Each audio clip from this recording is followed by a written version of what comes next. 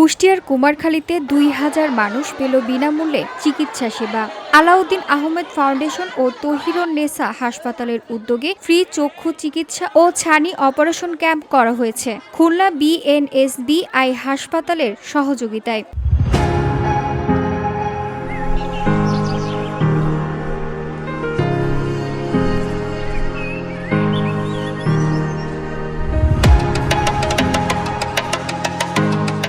বাছাইকৃত চক্ষু রোগীদেরকে খুলনা বিএনএসবি চক্ষু হাসপাতালে ছানি অপারেশনের জন্য নেওয়া হয় এবং অপারেশন শেষে ফিরিয়ে আনা হবে। তহিরুন্নেসা চক্ষু হাসপাতালের পরিচালক ডাক্তার সাইফুল ইসলাম বলেন, রোগীদের চিকিৎসা সেবায় ১২ জন চক্ষু চিকিৎসক দল সেবা প্রদান করেন। তাদের প্রত্যেককে বিনামূল্যে চিকিৎসা দেওয়া হয়েছে।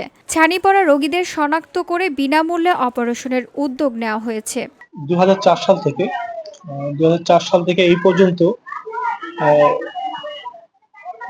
আনুমানিক 50,000 রোগী চক্ষু সেবা পেয়ে গেছেন এবং 15,000-এর অধিক রোগীকে ছানি অপারেশন করানো হয়, যেটা সম্পূর্ণ বিনামূল্যে। আমাদের এখানে এছাড়াও প্রতি মাসে আমাদের একটি ভিশন সেন্টার আছেন।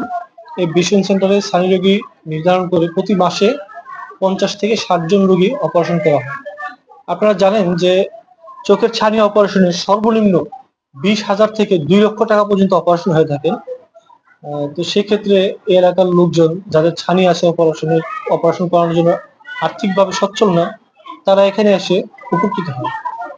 তহিরুন্নেসা হাসপাতালে দিনব্যাপী এই ক্যাম্পে ২,০০০ দুস্থ অসহায় চক্ষু রোগীকে ফ্রি চিকিৎসা ও শতাধিক রোগীকে চোখের ছানি অপারেশনের জন্য বাছাই করা হয়। চিকিৎসা সেবা নিতে সকাল থেকেই তহিরুন্নেসা হাসপাতাল প্রাঙ্গণে ভিড় করতে থাকেন সেবা প্রার্থীরা। এ সময় রোগীদের চক্ষু সেবার নিশ্চিতে চক্ষু বিশ্লেষক সহ চিকিৎসকরা সেবা প্রদান করেন। তাদের প্রত্যেককে বিনামূল্যে চশমা সহ ওষুধ সরবরাহ করা হয়। এমন আয়োজনে খুশি সাধারণ মানুষ। VOD Bangla news desk.